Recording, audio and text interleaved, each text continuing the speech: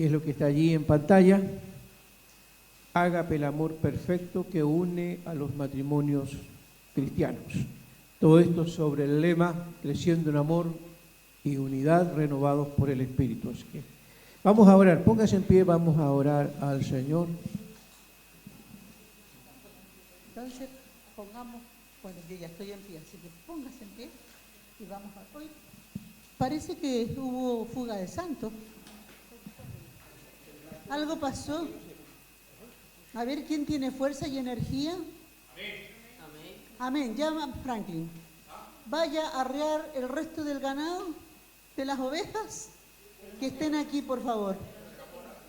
Solteros, casados. Tráigalos, por favor, en calidad de urgencia.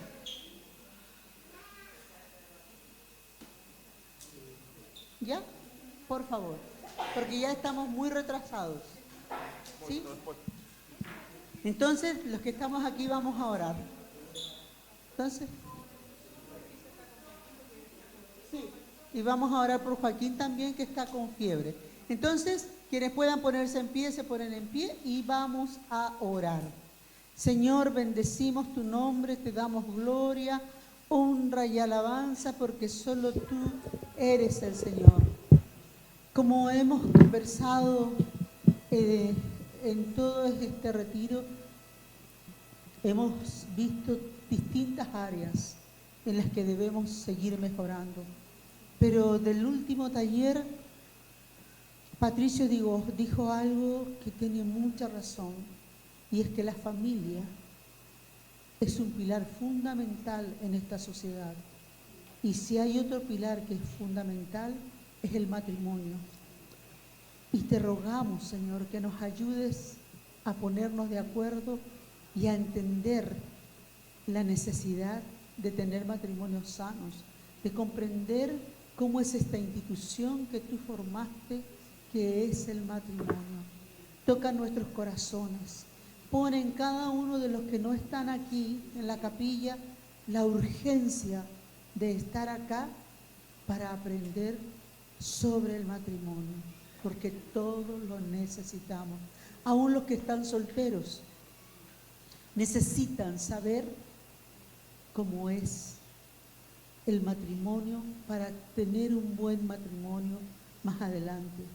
Gracias, Señor, en el nombre de Jesús. Amén.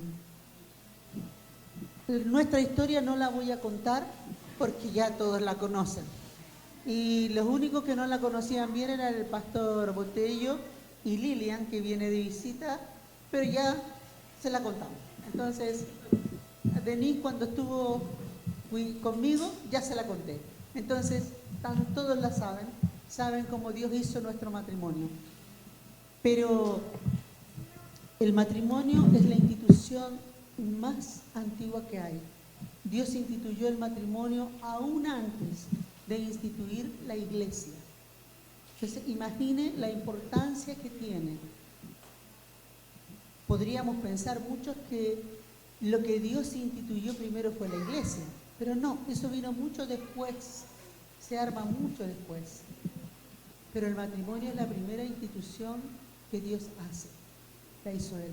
Por lo tanto, tiene una gran importancia, pero también hay que reconocer que hay un enemigo, y no solo es el diablo, sino también a veces nosotros mismos. Y nos olvidamos que lo que Dios ha unido, el hombre no lo debe separar. Amén. Al mirar en las Escrituras todo el proyecto, el plan de creación que Dios hizo, lo cierto es que nada fue creado después de la creación. En otras palabras, todo cuanto existe fue predestinado antes de la fundación del mundo. Por eso a mí me gusta cuando los calvinistas hablan de la predestinación y lo asocian solamente a la salvación. No, graso error, porque la predestinación es una realidad, ¿verdad?, antes de la fundación del mundo. Todo cuanto existe fue diseñado o predeterminado antes de la fundación del mundo. La iglesia, el matrimonio, las familias, todo cuanto existe fue diseñado antes de la fundación del mundo. Y en este matrimonio que Dios diseñó originalmente, ¿sí? Hay dos tipos de amores. Uno que conocemos y que es el amor eros, romántico, y el otro es el amor ágape. Vamos a ver las diferencias y la importancia de ágape como el amor perfecto que une a los matrimonios cristianos. No se aplica a no cristianos. Ágape no se aplica a no cristianos. Ágape es un don de Dios para la iglesia, para los creyentes. ¿Sí? Tengo 5 objetos generales acá que mirar, que vamos a ver. Primero, conocer la trascendencia del amor ágape en la unidad del matrimonio cristiano. 2, apreciar el valor del único amor que viene del Espíritu Santo, ágape. ¿Sí? Comprender el rol regulador de ágape hacia los amores humanos. Ágape sirve como ente regulador para los amores humanos. Valorar el hecho que el único amor que contribuye a la buena relación de la sociedad, las buenas relaciones sociales, es el amor de Dios. El único amor que contribuye a las buenas relaciones sociales, incluido el matrimonio, es ágape. Y dialogar sobre el potencial de ágape por sobre eros en las relaciones matrimoniales. Vamos a tener alguna dinámica también importante de este tema, que es esencialmente teológico. Yo lo voy a enfocar porque así me lo permite la Biblia, esencialmente desde el punto de vista teológico. ¿Sí? Dios diseñó al ser humano con la capacidad de amar. Eso es cierto. Nos diseñó con la capacidad de amarnos mutuamente, y nos dio 3 formas de amor. Primero, el amor ego. Esto que hablábamos de egoísmo. ¿Sí? Tenemos la capacidad, o Dios nos dio la capacidad de amarnos a nosotros mismos. Amarás a tu prójimo como te amas a ti mismo. ¿Sí? Es el amor de la autovaloración, no es el amor del egoísmo, sino es el amor de la autovaloración. ¿Cuánto nos valoramos a nosotros mismos? Esto es un problema, que el ser humano no sabe valorizarse, no sabe autovalorarse. Si así fuera, se cuidaría en lo físico, en lo emocional, se respetaría a sí mismo, tendría pudor, tendría decencia, si se valorara a sí mismo. No se ama. ¿Sí? Luego viene fileos, que es el tipo de amor que permite al individuo expresar aprecio, cariño, cuidado por las personas más cercanas, sea amigos o íntimas como familiares. El amor filial. Hago un paréntesis, recuerdo cuando Jesús confronta a Pedro después de que éste le negó, él aseguraba, ¿qué pasó? ¿Qué? Pedro le aseguraba a Jesús que lo amaba hasta la muerte. Jesús dijo, yo sé que ustedes me van a dejar. Pedro dijo, Señor, yo voy contigo hasta la muerte. Lo que Pedro no sabía es que su amor, el amor que él tenía, era un amor filial, que no le alcanzaba para dar la vida por Jesús. Y Jesús lo sabía. Por eso que le permite la prueba. Vas a ser zarandeado. Porque Jesús le dijo, antes que el gallo cante, tú me vas a negar 3 veces. Pedro estaba seguro, porque tenía un gran amor filial. Tenía mucho cariño por el maestro. Lo admiraba, pero era un amor nada más que filial. Y Jesús lo va a corregir, porque luego le dice ahí en Mateo, en el Evangelio de Juan, que él iría a morir crucificado. Cuando eras más joven, te ceñías e ibas donde querías. ¿Qué pasó? ¿El cable? Ok. Y Jesús le anticipa de que va a morir crucificado. Pero para llegar a la cruz necesitaba ágape y no fileo. Con Dios no sirve nuestro cariño. Cuando le cantamos, ¿verdad? Enamórame de ti. No, con Dios no sirve.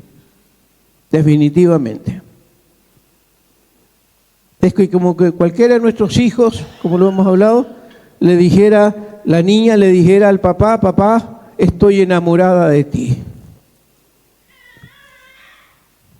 O sea, puede serlo como niñita chica, pero una jovencita o un joven no le va a decir eso a su mamá porque no se da. Con Dios no corre nuestros amores humanos. Son muy limitados, son muy básicos y además están contaminados por pecado. Son amores egoístas en muchos casos. Y tenemos eros, que es el amor especialmente diseñado para esposos. Cuando Dios forma la primera pareja, los bendijo y les dijo, multiplíquense, fructifíquense. Les da la bendición de procrearse a través del acto sexual, que indudablemente debe ser motivado por el amor ero, el amor del romance, el amor de la atracción sexual. Honroso sea en todos el matrimonio y el lecho sin mancilla. Entonces Dios diseña para el ser humano estos tres tipos de amores.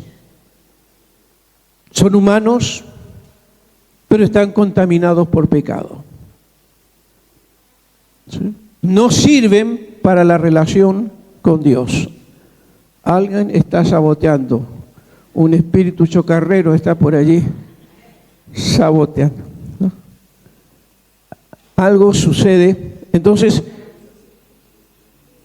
estos amores no sirven. ¿Sí? ¿Qué es?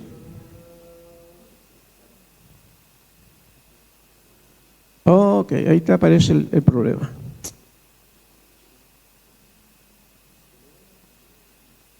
Puede ser. Gracias, hermano. Entonces, no podemos pretender acercarnos a Dios con un amor romántico. No sirve. Eso es para esposos. Tampoco como amigos. ¿Sí? Jesús le dijo a sus discípulos, ¿verdad?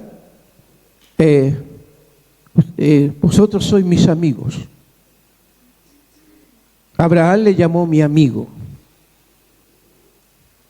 Pero Abraham no le podría decir a Dios, tú eres mi amigo. Hay una diferencia en que yo tenga a alguien como amigo y que acepte la amistad de él para mí. ¿Sí? ¿Se entiende? A sus discípulos le dijo, ustedes son mis amigos, si hacen lo que yo les mando, condicionado. ¿Sí? Pero Dios no es amigo de nadie, Él es el Señor. No tiene amor filial con nadie. Él es el Señor. Y ante Él se dobla toda rodilla y toda lengua confiesa que Él es el Señor. Entonces estos amores son limitados para los seres humanos. Lamentablemente estos amores están dañados por el pecado de la humanidad. Entonces aparece la figura acá de esto, que todo esto son sentimentales, son amores movidos por sentimientos, variables. Este amor eros es bonito en el periodo de noviazgo. Dura un poquito inmediatamente que la pareja se casó, pero al poco tiempo va desapareciendo. Y el que era romántico o la que era romántica, especialmente el hombre, deja de ser romántico. Se pierde el romanticismo. Es así, ¿no? Los casados pueden decir así es. Eso quería decir yo. Generalmente se le arroga al varón la falta de romanticismo. Amén. Pero resulta que en el matrimonio todo es compartido. El matrimonio es una sociedad conyugal. Entonces, si es una sociedad conyugal, por lo tanto, tanto el varón como la dama tienen su rol y tienen su responsabilidad. El varón, Dios lo hizo de manera práctica. A nosotras nos hizo emocionales. Pero resulta que a mí como mujer me compete provocar el romanticismo de mi esposo. Amén. Gloria a Dios. Pero a mi esposo le compete tratarme como vaso más frágil, para que yo me sienta también estimulada a querer obedecerle, porque si el varón me maltrata no voy a tener intenciones de acercarme ni de querer ser tierna y romántica. Entonces, nosotras también tenemos que hacer nuestra parte. ¿Qué les parece si después dialogamos? ¿Sí? Vamos a tener tiempo para dialogar. Entonces, anote en la libretita, en una parte, sus inquietudes, porque tendremos tiempo para conversar. Si solo nos vamos con el amoreros en lo que son los sentimientos, vamos a fracasar. Tenemos que llevar las convicciones de la mano con los sentimientos, porque si no, no podremos funcionar. Pero nosotras tenemos nuestra responsabilidad, no solo es del varón. Y aquí vamos a hablar de esas responsabilidades compartidas. Muy bien. Entonces, estos amores humanos fueron nobles en principio, Dios los diseñó, nos dio la capacidad de expresarlos partiendo de un amor propio. Y aquí yo creo que, sin duda, cada uno de nosotros como cristianos tenemos que aprender a autovalorarnos. El principio de la santidad es la autovaloración. No se entregue al pecado porque el pecado le destruye. Conciencia de que si Dios nos salvó del pecado es para que no nos perdamos. No nos demos a los placeres porque son nocivos. Cuidémonos. Eso es autovaloración. ¿Sí? Eso es autovaloración, no entregarnos a placeres ni a una vida inmoral sabiendo que Dios nos salvó. ¿Sí? ¿Se entiende? Egos. Fileos es el amor filial que debe primar y la capacidad de compartir cariño, aprecio con las demás personas. Y este eros, que es el amor romántico que dura muy poco, debiera durar toda la vida. ¿Sí? Debiera durar toda la vida. Jacob se enamoró de Rebeca. Rebeca era, ¿no? ¿Me ayuda si no me equivoco? ¿Sara? No. ¿De quién se enamoró Jacob? De Lea. Pero era la menor. No. Raquel. ¿Reprobaron? Escúcheme, pues. Pero Jacob amó a Raquel. Eso. Eso es. La miró, se enamoró. Fue donde Labán, su suegro, le dijo, me quiero casar con Raquel, estoy enamorado de ella. Labán le dijo, no, pero, bueno, te la doy. Pero a la hora de tomarla, dijo, no, te corresponde Lea, porque de acuerdo a nuestra organización, de acuerdo a nuestro ministerio, primero la menor, la mayor, y luego la menor. Y como Lea era, ¿verdad?, mayor, se la entregó. Jacob la tomó, pero no la amaba. Y dijo, si quieres a Raquel tienes que trabajar 7 años más. Y la amaba. Y trabajó no 7, 14 años la amaba. ¿Ah? Pero podemos ser mejores que ella. Por amor trabajó. ¿Sí? Se puede amar con amor eros. Si además y por sobre eros está ágape. A eso quiero ir. Ágape regula, ágape santifica, ágape perfecciona los amores humanos para nosotros. ¿Sí? Vamos a mirar este amor. ¿Alguien levantó la mano? ¿No? No escucho bien. No, es una doctrina, es síntoma de valiente.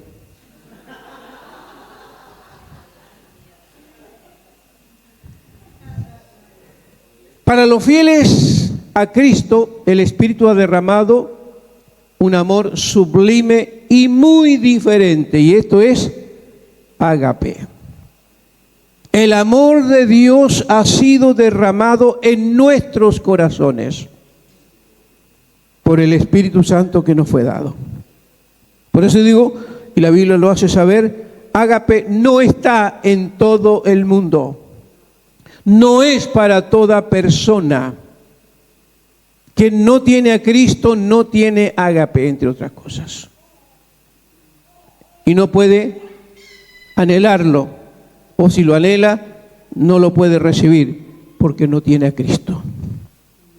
El amor de Dios ha sido derramado en nuestros corazones. Y para nosotros es posible, y además es una responsabilidad, llevar adelante nuestros matrimonios, que es lo que yo quiero hacer énfasis, nuestros matrimonios a través de ágape, más que eros. Ágape perfecciona a eros. Ágape perfecciona a fileos. Ágape perfecciona a ego. Es como el fruto. Pablo dice que el fruto del Espíritu es amor. Y el amor regula el uso de los dones. Si tuviese lenguas, profecías, si tuviese una fe que trasladase monte, pero no tengo amor, de nada me sirve. Los dones son regulados correctamente por el fruto. Alguien puede tener dones, y todos tenemos formas de dones, pero si esos dones no están regulados por amor, que es el fruto, no sirven. Acá, nuestro amor eros, como matrimonio, y vaya para los que se casan después, tiene que ser regulado por ágape. Porque es el amor del Espíritu. Y sin duda es el amor que nos permite desarrollar una relación de esposos muy diferente a lo que el mundo promueve. Entonces, en ese sentido, estimulamos a ágape, estimula la unidad, el amor en el matrimonio. No me cabe duda que cuando hay matrimonios cristianos que se divorcian, pueden haber causas muy justificadas, sin duda. Jesús dio una, ¿no? Fornicación. Pero si no es fornicación, si no es adulterio, ninguna razón vale para divorciarse. Ninguna. Bueno, eso es adulterio. Adulterio.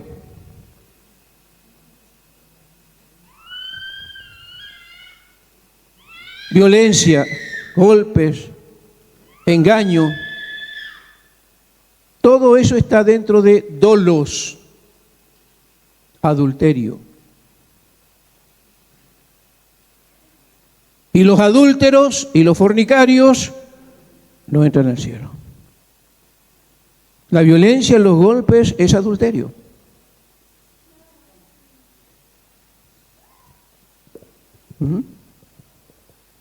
Eso es adulterio, dolos. Entendemos que el matrimonio se constituye primero legalmente en el registro civil, eso es en nuestras constituciones, y luego se consagra ante una autoridad espiritual.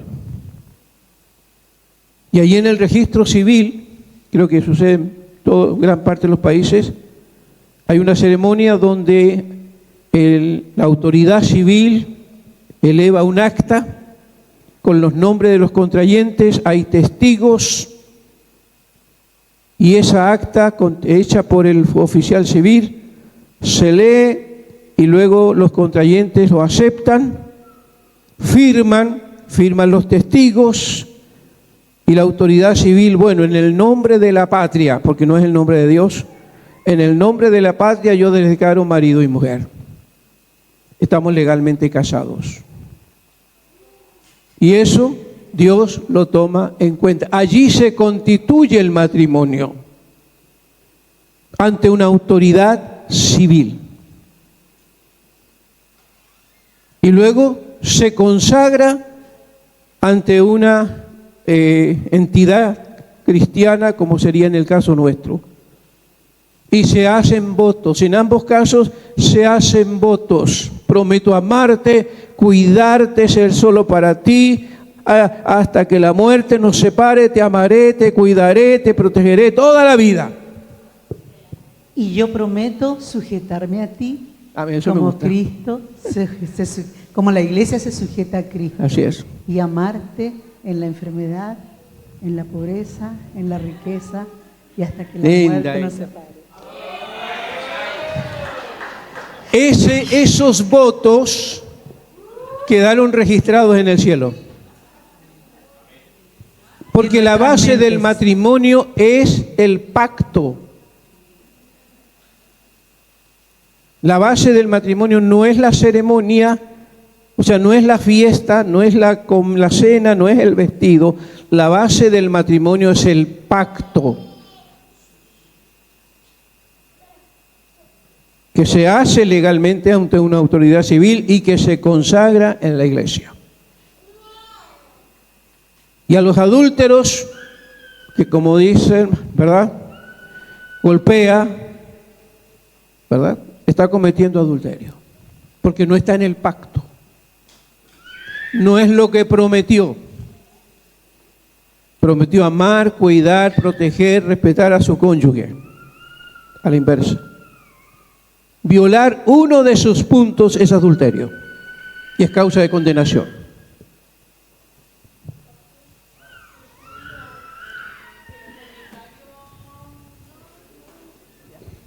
Me someto.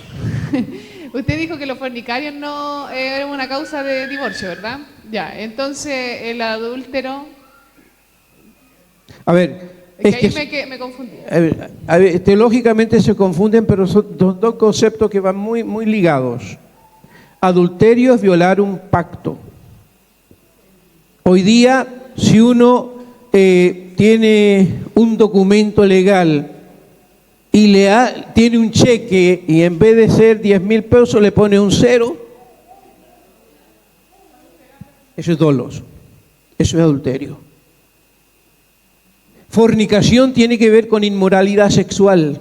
Se puede ser adúltero, pero no fornicario. No, los dos son dos pecados graves.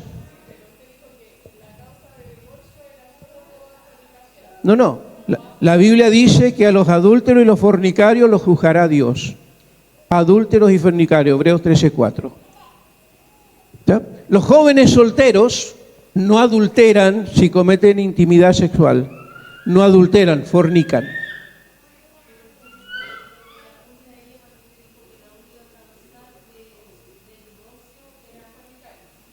Adulterio y fornicación.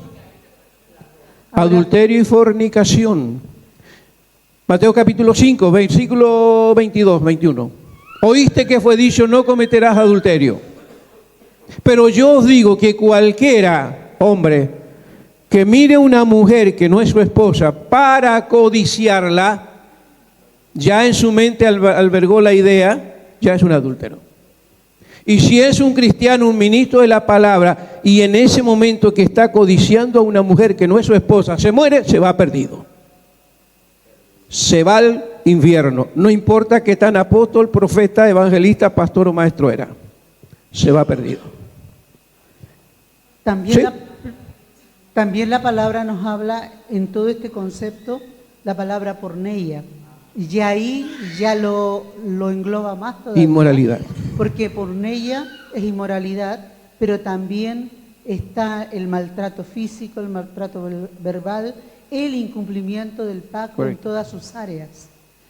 Si un esposo trata mal a su esposa, a sus hijos, o no provee lo suficiente, no solo en lo económico, sino en lo afectivo y en las otras áreas, también está cometiendo porneia, está rompiendo el pacto matrimonial. Y la palabra así lo expresa.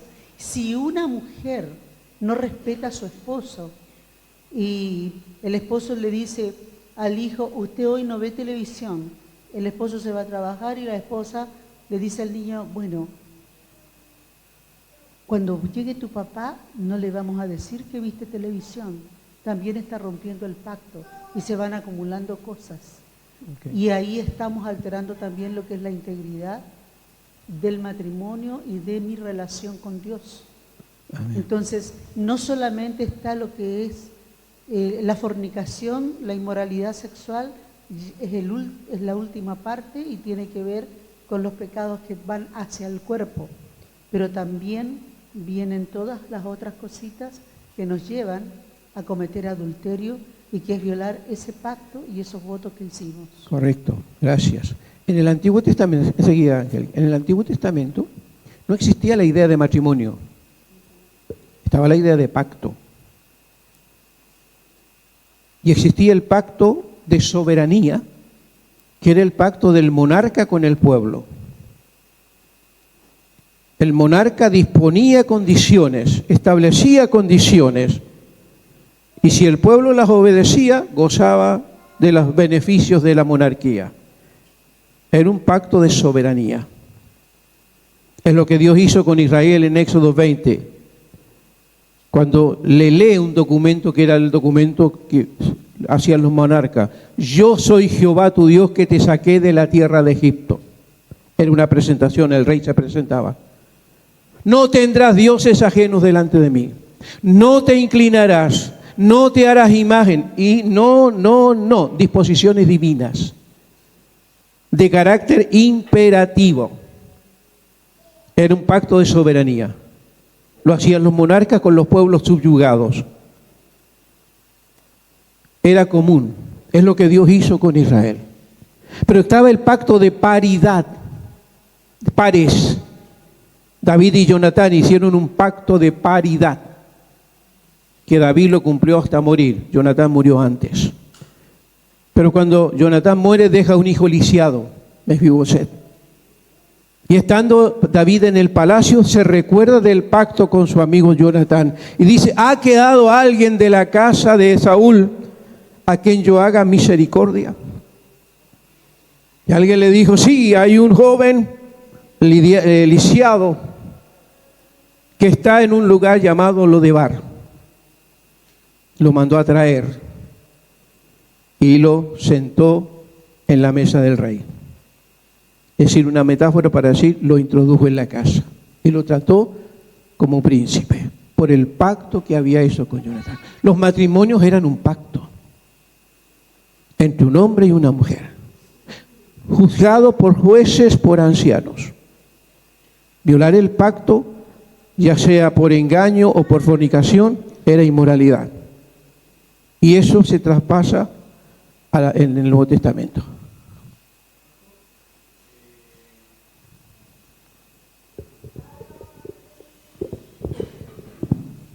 Dos cosas.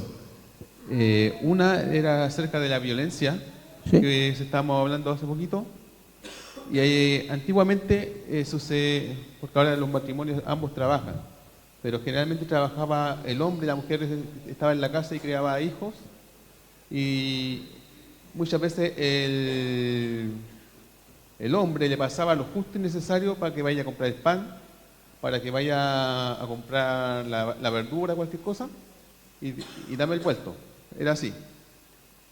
Y eso es considerado violencia en nuestra legislación, porque no deja a la mujer o al cónyuge que está en este caso sin trabajo de poder administrar el hogar. Violencia económica. Sí, se llama violencia. Y lo otro que usted está hablando acerca del pacto del antiguo, el otro día aprendía sobre el tema del matrimonio, de dónde viene, que es de Roma, y que el hombre hablaban del pater, que era administrador del hogar, de los bienes, tanto de los que habían adquirido a partir de lo que tenía la mujer, todo lo administraba el hombre. Pero para que la mujer estuviera protegida, se creó esta institución, el matrimonio, que matri viene de la mujer, que es dueña del hombre. Y de ahí, para que ella pudiera estar con derecho dentro del hogar, pero siempre administrado por el hombre. De ahí venía la palabra. Ok, sí, hay algunas versiones respecto a eso. Pero veamos qué nos dice la Biblia a este respecto. Ágape, a diferencia de los amores humanos que son en base a sentimientos. Perdón, Angélica, ibas a decir algo. Sí, sí. Que tengo una duda, pero no quiero llegar hasta el final que usted termine, porque ahí yo ya me voy a olvidar de lo que le iba a preguntar. ¿Ya? Me quedé pegada cuando usted estaba hablando al principio del amor. Eros, fileos. Sí, y que ego. con el ágape se puede. Entonces venía a mi mente y me preguntaba, quizás no sé si esté bien, pero igual lo voy a decir. Es por eso quizás que muchas personas se enamoran no solamente una vez, o por ejemplo forman matrimonios, fracasan y luego se vuelven a enamorar y así sucesivamente. ¿Sí? ¿Es por ese motivo? Es por eso. Porque son muy variables los amores humanos.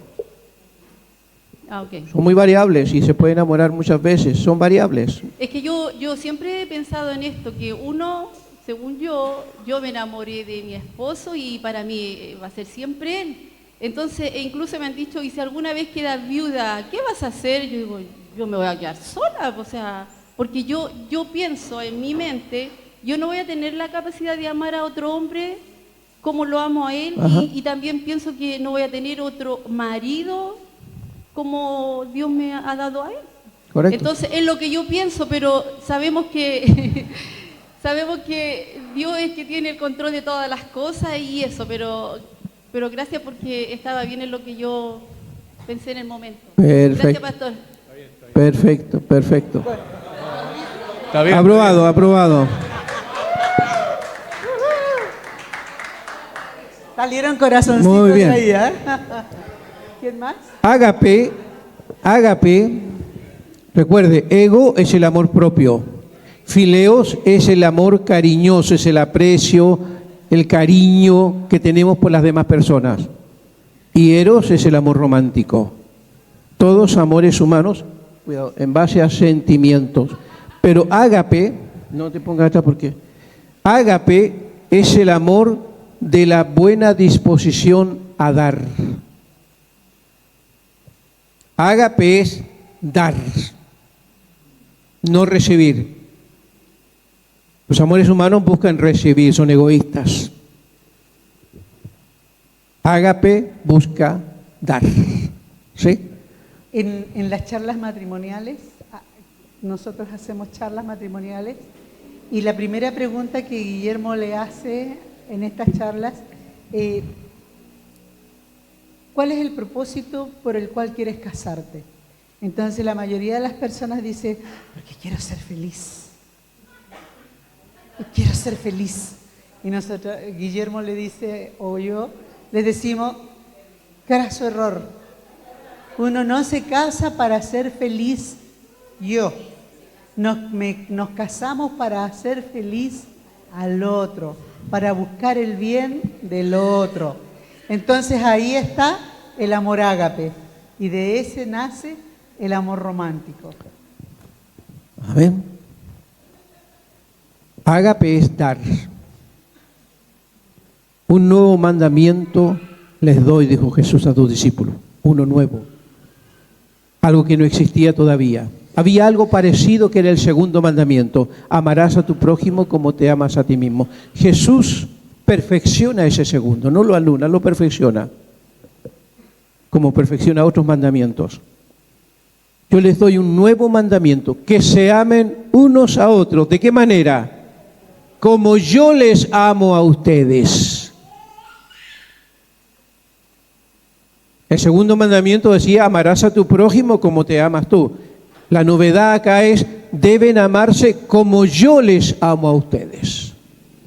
Y en esto conocerán que son mis discípulos. O uno, si hacemos un análisis breve, ¿cuánto creo que Dios me ama?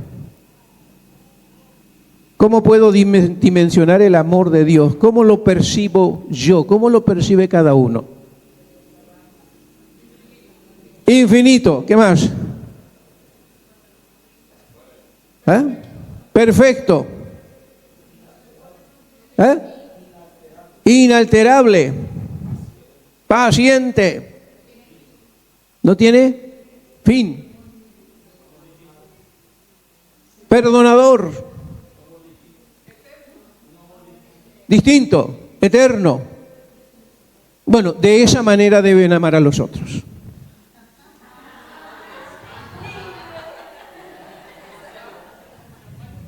Como yo les amo a ustedes, ustedes deben amar. Es un amor que nunca deja de ser.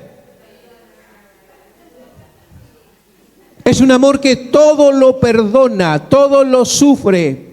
Vamos a ver lo que dice Pablo. Es un amor que no busca lo suyo, que no hace nada indebido. Ágape perfecciona el amor matrimonial porque, entre otras cosas, priva a la pareja, a los dos, de hacer algo indebido en contra del otro.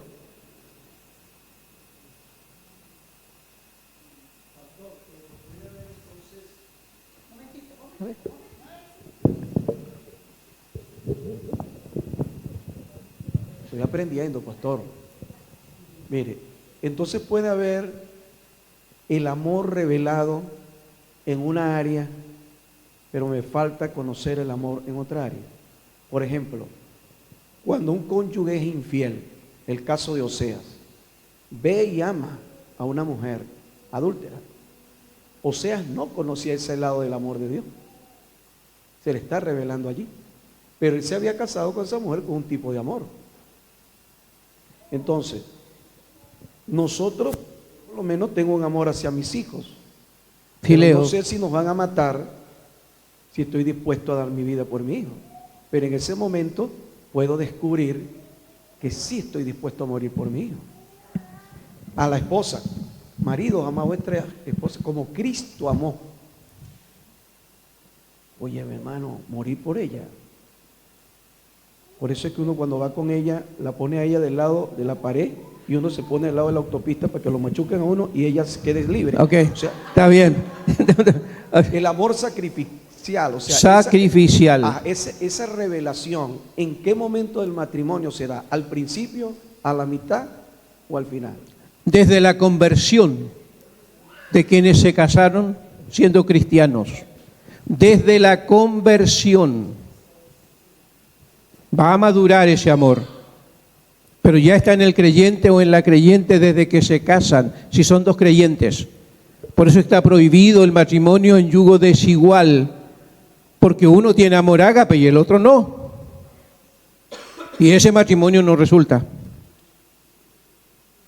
No hay relación entre Cristo y Belial. entre la luz y las tinieblas. Está prohibido matrimonios mixtos. Y eso lo sabemos.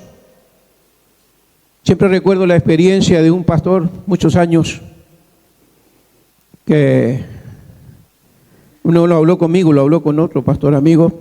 Estaba muy dolido porque su hija se había casado con un inconverso y el marido la golpeaba, la maltrataba. Y este pastor le decía a su amigo: lamento tanto lo que sufre, me duele lo que sufre mi hija, porque el marido que tiene es un bandido y la maltrata.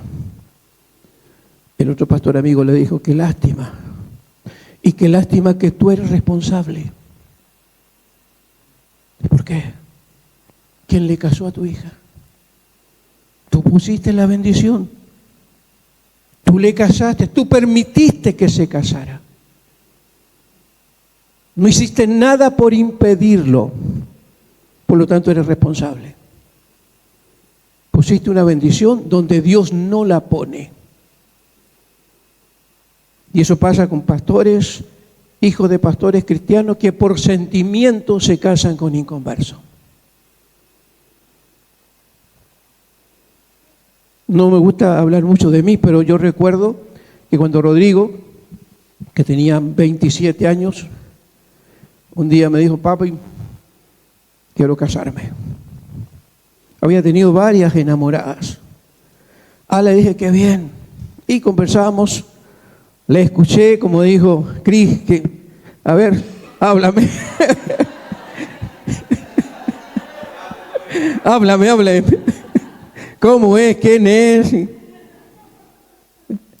Entonces, bueno, es una amiga que la conozco hace tiempo. La pregunta luego: ¿ella es cristiana? No. Siga bateando.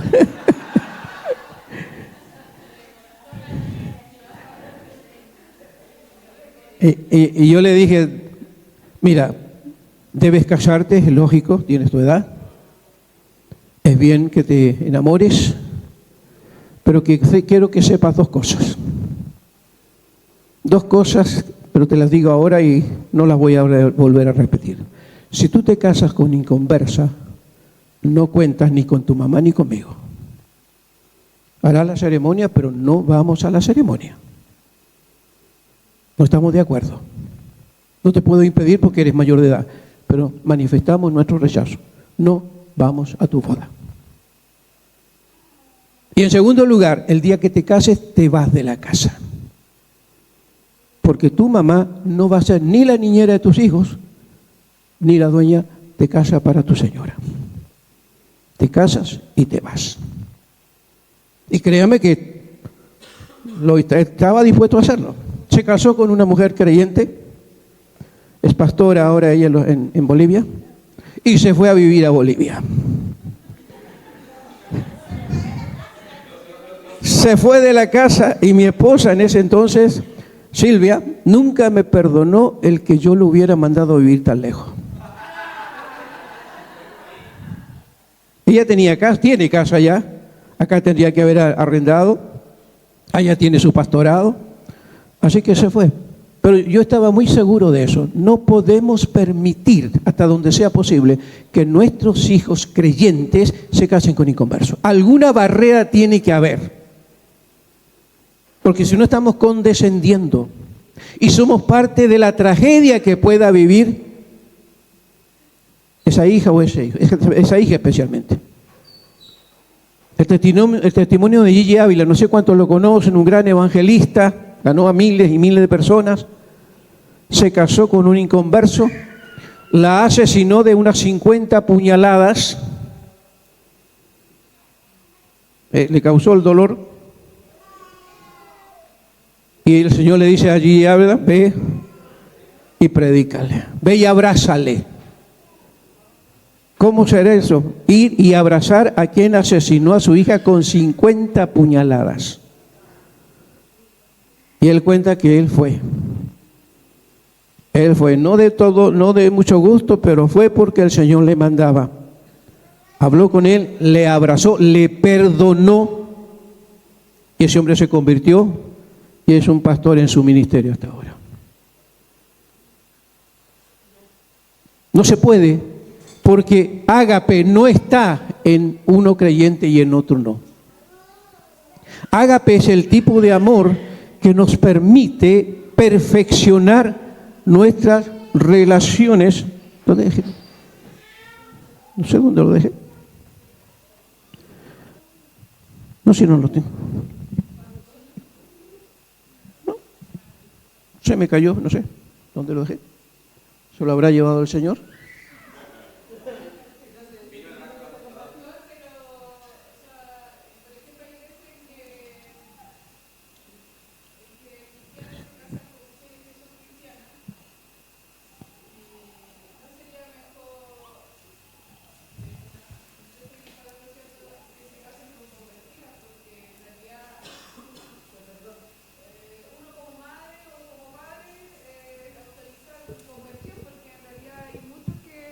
Que son cristianos pero no son convertidos, pues, y finalmente igual fracasan después, pues. Bueno, conversión, esa es la idea. Claro, van a la iglesia, se congregan, a lo mejor incluso son líderes, y lo digo por un caso cercano de mi casa, entonces, y luego al final igual quedan divorcio, entonces uno mirando desde afuera dice, oye, pero ella es cristiana, va a la iglesia, líder de jóvenes, pero no es convertida, entonces al final pasan los años y uno dice, fracasó el matrimonio.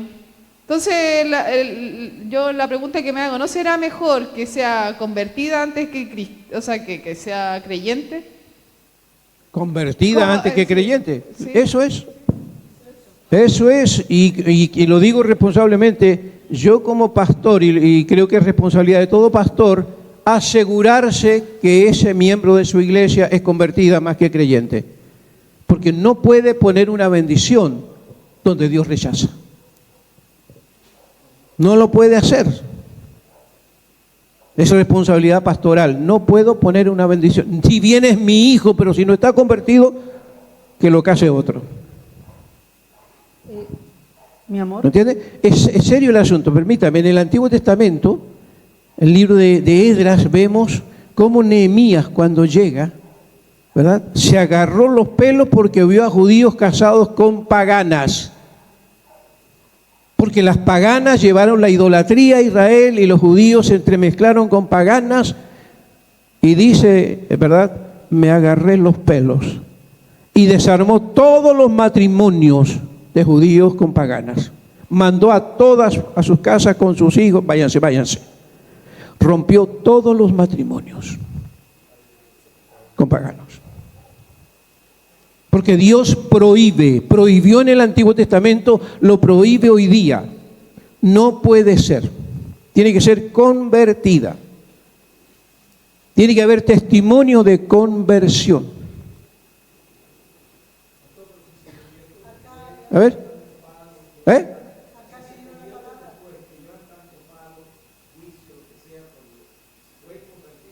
Bueno, después tal vez sí, pero habrán de haber sufrido bastante tal vez. Melissa. No, siguiendo la línea de Cris, también hemos visto casos que hay cristianos que se casan con inconversa o viceversa, y después en el camino se convierten y son buenos cristianos. De acuerdo. Claro, pero claro, obviamente... ¿Cuánto le costó sufrir a la cristiana? Y lo que dice Pablo en algún momento, que es santificado el no cristiano por el cristiano en la intimidad y viceversa, no me acuerdo cómo era el texto, pero usted sabe. Sí. Entonces, en ese caso, claro, obviamente yo pensando en mis hijos, obviamente uno dice, no, tiene que ser convertida, pero también hay casos bien bonitos y ahí, claro, bueno, uno no puede saberlo, pero... Pablo está hablando de eso ahí en Corinto acerca de parejas que convivían, ¿verdad? Y una de ellas se convirtió, el otro no. Entonces él dice, bueno, si la mujer tiene marido creyente, marido inconverso, pero él consiente en vivir con ella, no lo abandone. Exacto. Pero no para formalizar una relación de matrimonio. Mucha gente llega a Cristo inconversa y en el transcurso de la vida se convierte a uno de los dos. Bueno, ahí hay que soportar, no lo puede abandonar. El creyente que se convierte o la creyente que se convierte debe soportar al que todavía no se convierte. Ahora, el hecho de santificar no significa salvarle. No significa salvarle. La oración santifica. Creamos una atmósfera, ¿verdad?, de consagración, de conversión por ese inconverso o por los hijos inconversos. La oración puede salvar, dice Santiago. La oración del justo puede mucho y puede salvar, puede sanar. Ahí hay una esfera de santificación. El creyente o la creyente intercede por su pareja, por su esposo, y Dios en su misericordia le va a alcanzar. A eso se trata. No hay salvación por herencia. No hay hijos de la promesa. No hay hijos de la promesa. Algunos matrimonios cristianos he escuchado, bueno, mi hijo está inconverso, pero es hijo de la promesa, estoy esperando que el Señor lo alcance. No, Señor. No hay promesa.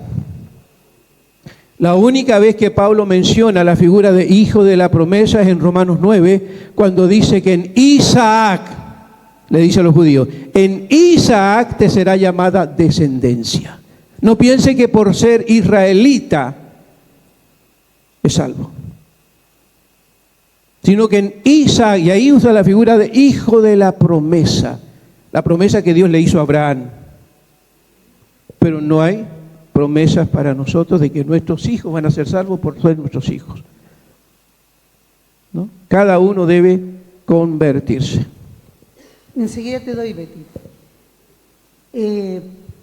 Hoy, insisto, en todo lo que el Señor nos ha hablado, si el Señor dice no os unáis en yugo desigual con el incrédulo, significa que no debemos unirnos en yugo desigual con el incrédulo. Pero nosotros en nuestra humanidad, en nuestra carnalidad, insistimos en acomodar. No, pero después se puede convertir. No, pero es que después lo podemos hacer. Y tratamos de buscarle el cuesco a una fruta que no tiene cuesco. Y eso no puede ser. Si el Señor dice un no y es categórico, es porque Él sabe lo que va a pasar. El caso que decía Guillermo de Gigi Ávila, un ministro que no estuvo atento, el otro caso del otro pastor. Y en la iglesia también se da que puedes unirte en yugo desigual, porque puede ser que hay distinto nivel de madurez en Cristo. Le damos a Betty y te damos a ti porque eso está interesante. Entonces, en eso hay que ser categóricos. En el camino para acá con Bernarda veníamos conversando de esto, de cómo relativizamos en estos tiempos el ser cristiano. Y en el matrimonio, si empezamos a hacer eso y nos unimos en yugo desigual con un incrédulo, ya estamos empezando mal. Y seguramente va a haber un fracaso y después, Señor, ¿por qué? Pero no nos cuidamos. Y la palabra es clara y es precisa.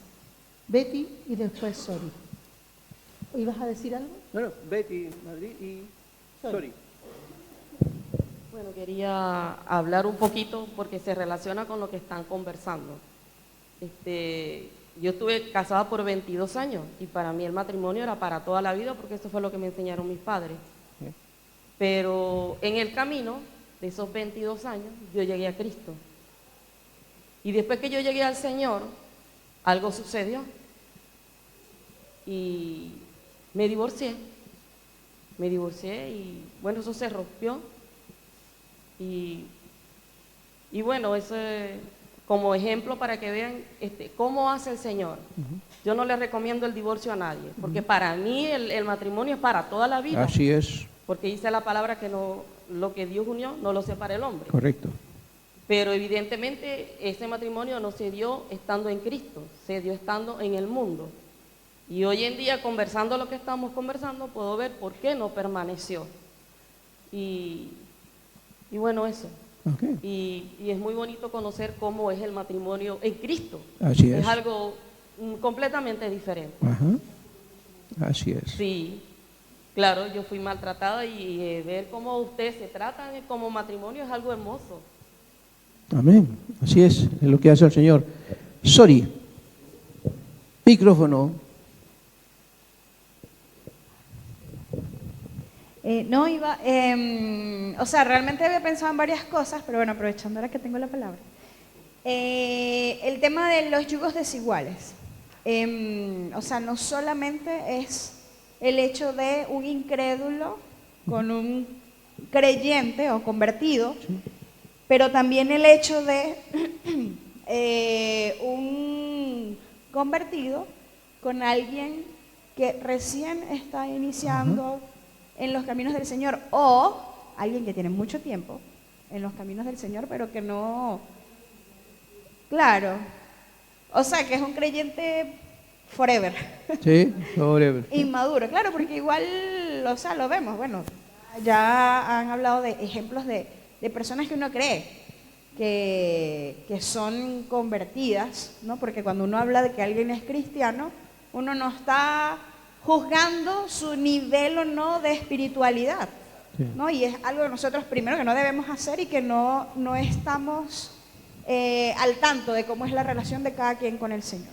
Pero entonces esa parte de la unión en yugos desiguales.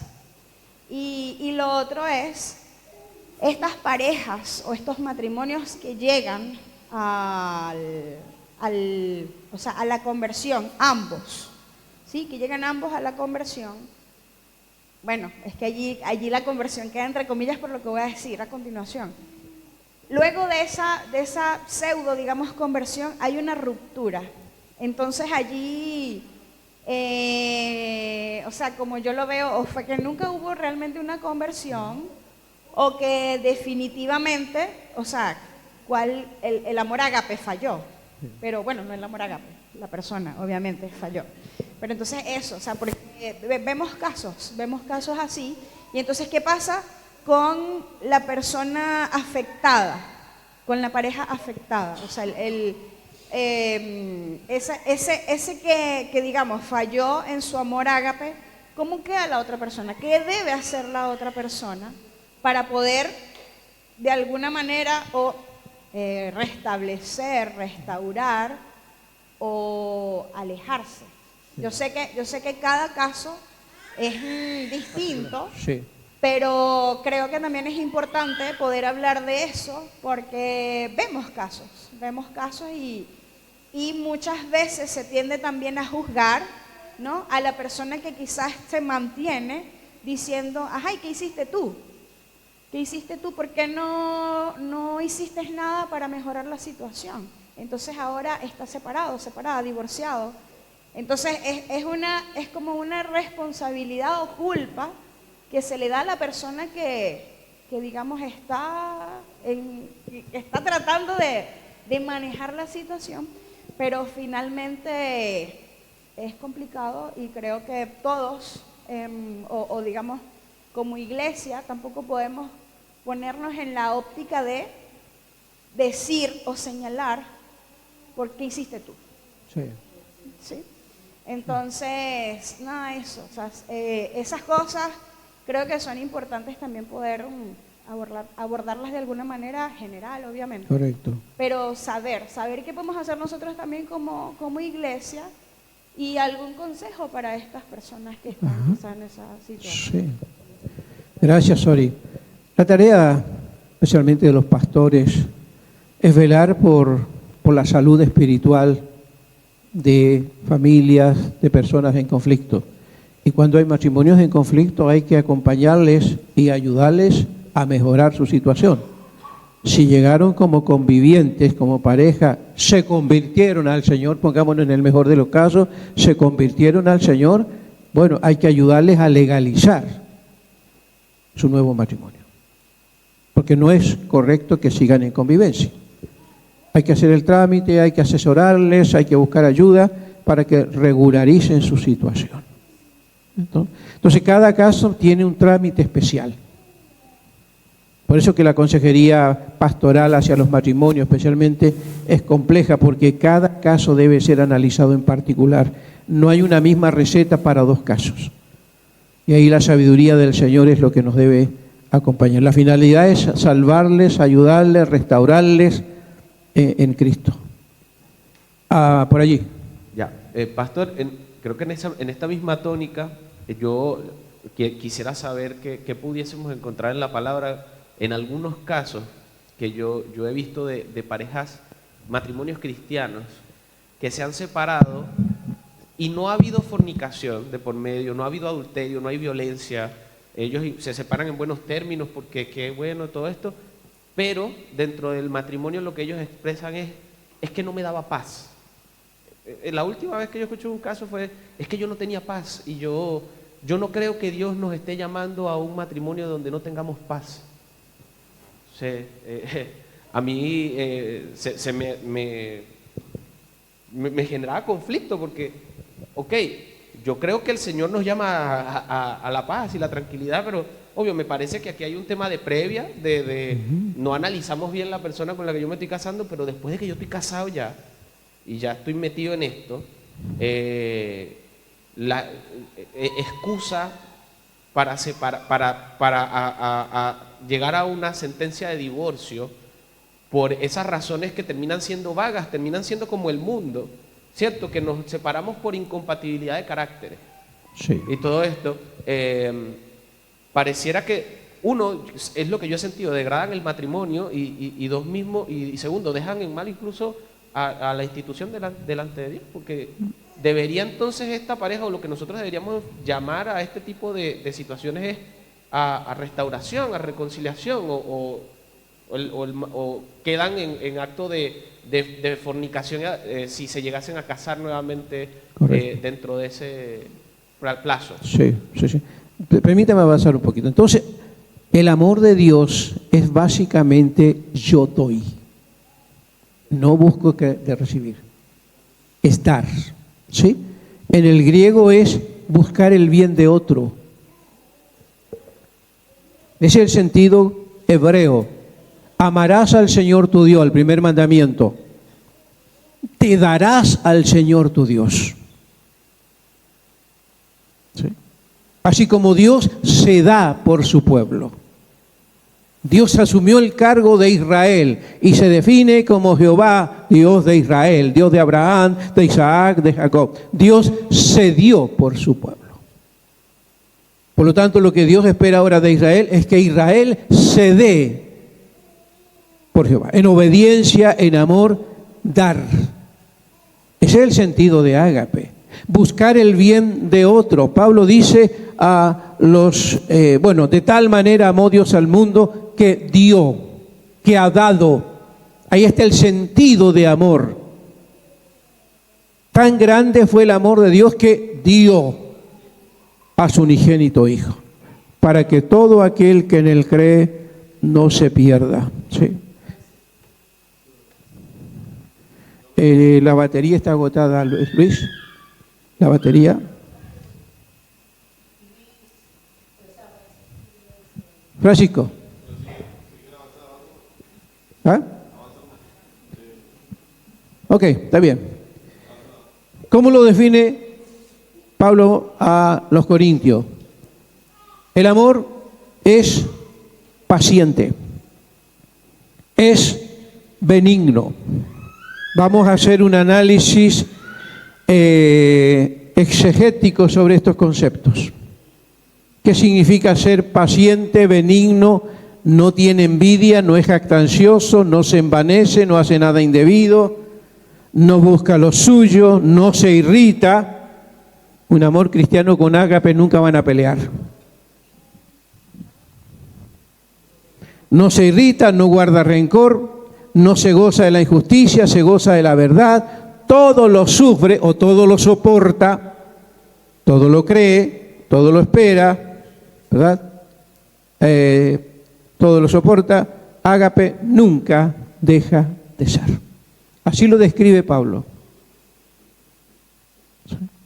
Muy lejos de lo que es, repito, el filial, el eros, que son amores sentimentales, buenos, dañados por el pecado, pero originalmente buenos, pero que no alcanzan para honrar a Dios.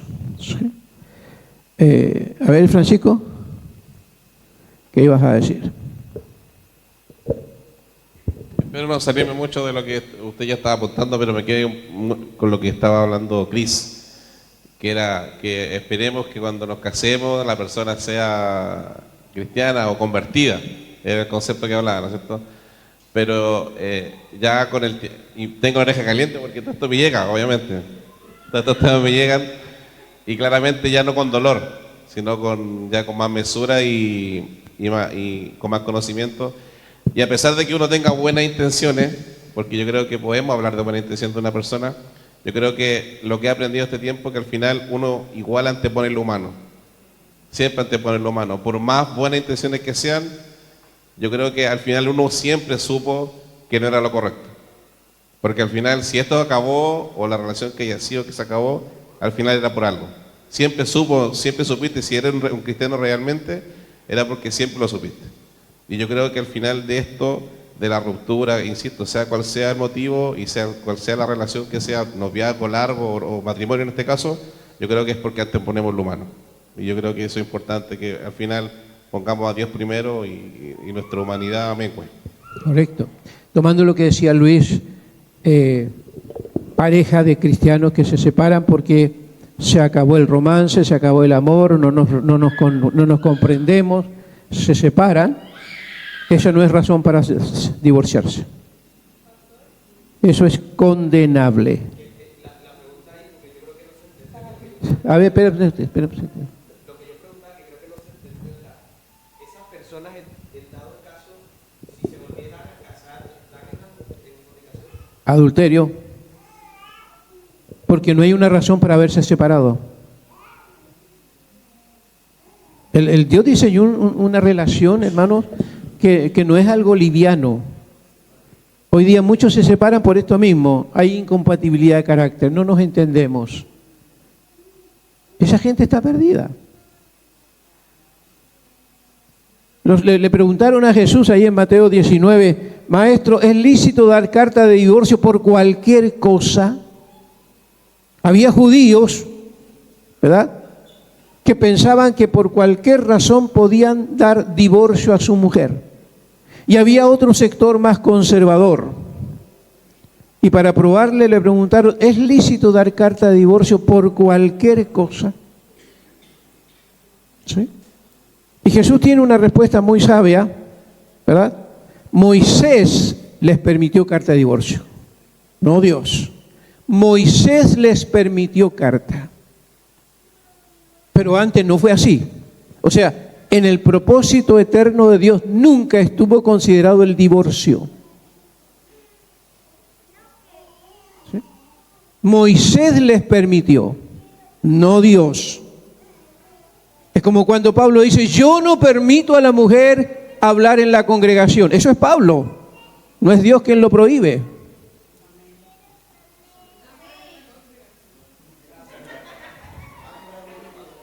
Eso lo dice Pablo, él es el pastor de la iglesia, y dice, yo no permito a la mujer enseñar al varón. Eso lo dice Pablo.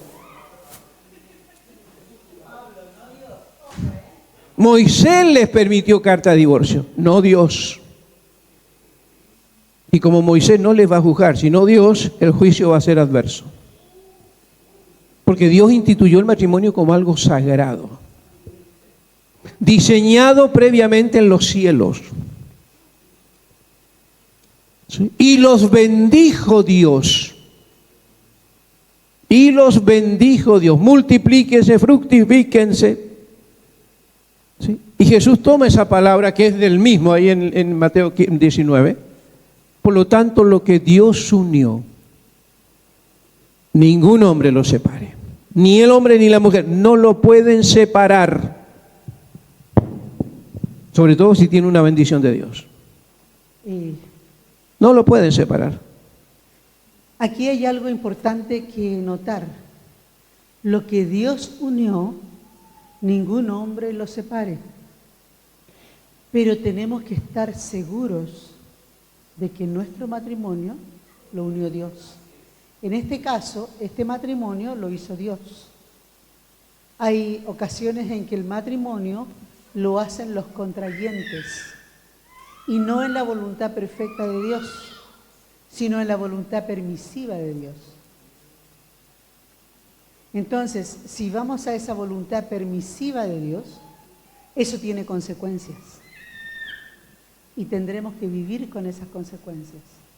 Pero si oramos, presentamos nuestra necesidad ante Dios y nos preocupamos de que nuestro matrimonio esté en la voluntad perfecta de Dios, habrá amor ágape, no se acabará el amor filial, no se acabará el amor eros y siempre estaremos juntos. Y no exentos de dificultades, pero podrá estar ese principio que hay ahí en Oseas.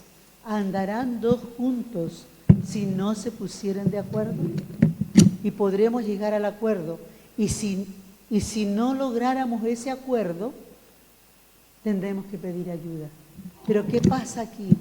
Muchas veces el matrimonio está tan inserto, está tan inmerso en resolver la situación matrimonial, solitos los dos, que olvidamos que necesitamos ayuda. Y cuando ya pedimos ayuda, es tarde. Ya no hay nada que hacer, ya está todo roto, está todo quebrado. Inclusive hay odio entre quienes fueron cónyuges que se amaron. Entonces ahí tenemos que tener mucho cuidado. Es como cuando hacemos un proyecto. Cuando ya todo el proyecto está hecho, está legalizado, lo presentamos en todos los estamentos, después le decimos, ¿me ayudas? Y listo. Y después las consecuencias están mal. Tenemos que ir con todo desde un principio para estar seguros.